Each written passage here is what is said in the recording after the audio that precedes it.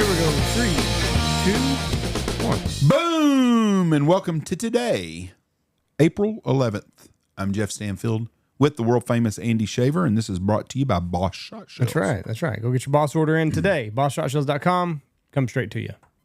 Boss has a lot of cool new things coming out, and the tariff is probably not going to be as hard on them as it's going to be some people. Just wait and see what's coming down the pipeline. You'll be pretty excited. Okay. April 11th was not an easy day. Uh-oh. There are some days that you look on there and you've got multiple choices. Yeah. I hope next year you have April 11th because it is a tough one. April 11th was the launch of Apollo 13. Okay. Which was the 7th crewed mission in the Apollo space program and would have been the 3rd moon landing, if you believe the first 2 moon landings. The craft was launched from Kennedy Space Center on April 11th, 1970, but the landing was aborted after an oxygen tank in the service module exploded 2 days into the mission, disabling its electrical and life support system. The crew, supported by backup systems on the lunar module, instead looped around the moon in a circumlunar trajectory and returned safely to Earth on April 17th. So what happened was they put some Teflon stuff on some kind of oxygen system that they had in there, and it blew up and caught on fire. Mm-hmm. So they had very little fresh water. They had no way to eat, no way to do hardly anything for 4 days. Eesh. Now, there was a movie that Ron Howard directed called Apollo 13. Very original title, by the way. Very original. I thought he did well. On the movie? Or by picking the title, it was, it was a toss-up. Anyways, that's in... That whole situation, we don't know what really happened or not. I mean, there's a lot of people out there that don't think it happened, but anyways, it started. What do you mean they don't think it happened? No. There's a lot of people who don't think we ever went to the moon. Oh, well, yeah. A lot of people think we've never been to space. I think I'm sitting by a guy that said that sometimes because of what do they call that? The firmament. Yeah. So anyways, that was Apollo 13. They made a movie out of it. It was Johnny Kim is back in space now. I just saw. Is he? Yeah, he's an amazing man. Just talked about him the other day, and then I got something on my phone that he's back in space. Well, Apollo 13, they launched. They came back. They didn't go to the moon. They had a big emergency on it, and I'm really not into it because I'm not into space that much. But that was the only thing I could think of that I could find that really happened on April 11th that was of any interest. So my person that was born. I'm going to go who died first. The guy who died on April 11th is a guy that I think was a very funny comedian. And he started out in the early, he was born in Dayton, Ohio. Have you ever seen the movie Mad, Mad, Mad World? No. Jonathan Winters was on there. He was born in Dayton, Ohio to an insurance agent who later became an investment banker. He was a descendant of Valentine Winters, founder of the Winters National Bank in Dayton, Ohio. Dayton, Ohio clan. When he was 7, his parents separated. Winters' mother took him to Springfield, Ohio to live with his maternal grandmother. Mother and dad didn't understand me. I didn't understand them, Winters told me. So consequently, it was a strange kind of arrangement. Alone in his room, he created characters and interviewed himself. A poor student, Winters continued talking to himself and developed a repertoire of strange sound effects. He often entertained his high school friends by imitating a race at the Indianapolis Motor Speedway. During his senior at Springfield High School, Winters quit school, joined the U.S. Marines, and at the age of 17, served 2.5 years in the Pacific Theater during World War II. Upon his return, he attended Kenyon College, later studied cartooning, and was a member of the Delta Kappa Epsilon fraternity. Winters' career started off because he lost a wristwatch. He had a wristwatch. It's about 6 or 7 months of being married, and he lost it. Him and his wife couldn't afford it. They didn't have any money or nothing. So she told him to go join a talent contest, which his first prize was a wristwatch, and encouraged Jonathan to go down and win it. She was certain he could, and he did. His performance led to a DJ job where he was supposed to introduce songs and announce the temperature. Gradually, his ad-libs, persona, and antics took over the show. He began acting along with developing comedy routines while studying at Kenyon College.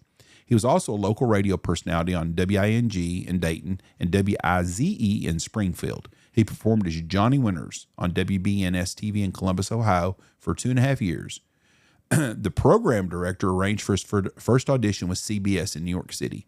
After promising his wife that he would return to Dayton if he did not make it in a year, and with $56.46 in his pocket.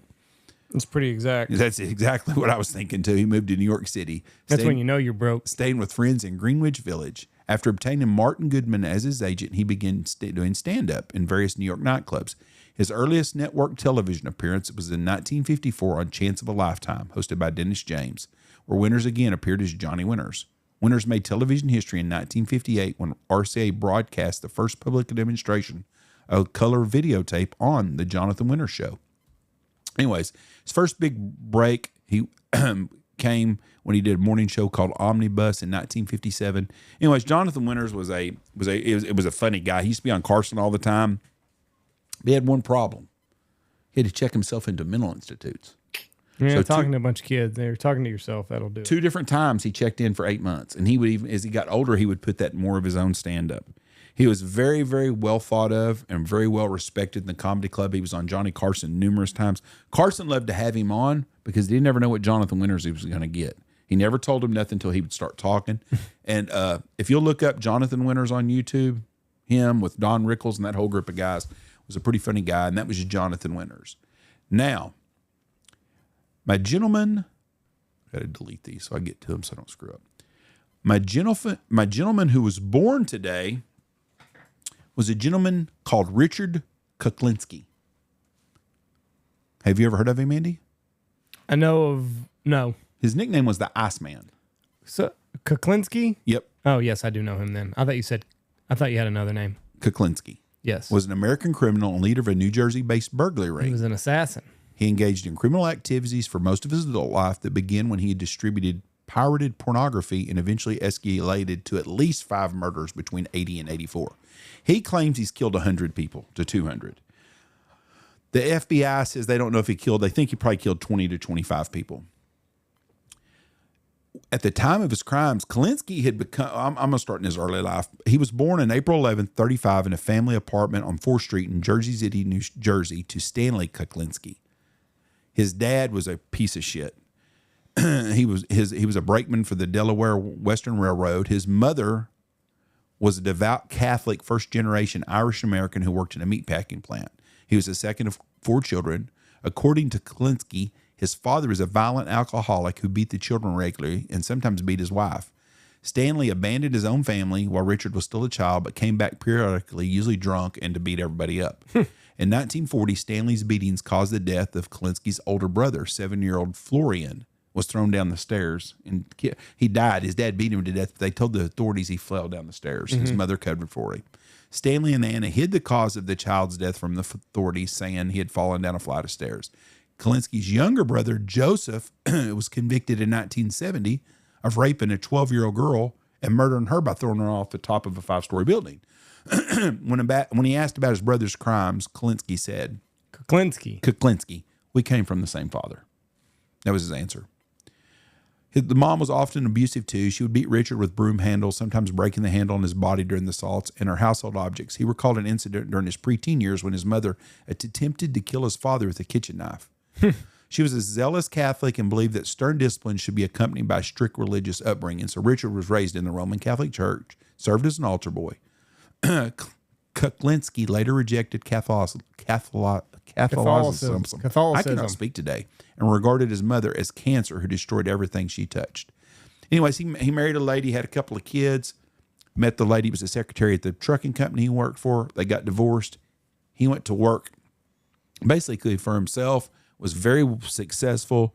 Nobody in the neighborhood knew what he was doing, but he ended up turning out to be a hitman for the mob. And he went to prison for a long time.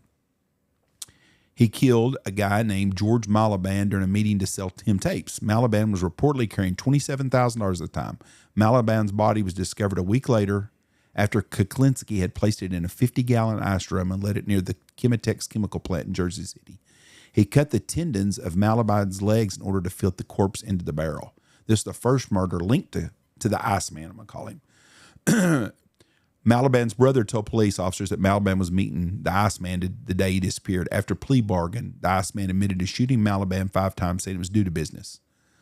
Then he killed Paul Hoffman, who was a 51-year-old pharmacist who occasionally browsed the store in Patterson, New Jersey, a storefront with a back room holding a wide variety of stolen items for sale. Hoffman hoped to make a big profit by purchasing stolen Tagamet, a popular drug to treat peptic ulcers, to resell through his pharmacy. He believed the Iceman could supply the drugs and badgered him to make a deal. Hoffman was last seen on his way to meet the Iceman with $25,000 to buy prescription drugs. After a plea bargain, he stated that he lured Hoffman into a rented garage and tried to shoot him, but the gun jammed. Instead, he beat Hoffman to death with a tire iron. He then stuffed his body into a 55-gallon drum and left it outside of a hotel in Little Ferry. One day, the Iceman noticed the drum had disappeared, but never learned what happened to it. Hoffman's body was never discovered. Somebody hauled that old deal off and dropped it off. In the early 80s, there was a gentleman named Gary Smith. Warrants were also issued for the rest of 2 other gang members, Gary Smith and Daniel Deppner. So Kuklinski killed him to keep him quiet. So anyways, he killed a bunch of people. He's a shitty guy. Grew up in a shitty situation. And it's crazy. The more we hear about the guys that do this kind of stuff, the childhoods they have. All of them came from a broken home. I'm telling you, just terrible, terrible stuff. I mean, it's all single moms or abusive dads. They run off. And you just don't think about that kind of shit going on. Like Charles Manson's parents. His mom was a damn prostitute. You just don't think about that kind of stuff that went on during those days.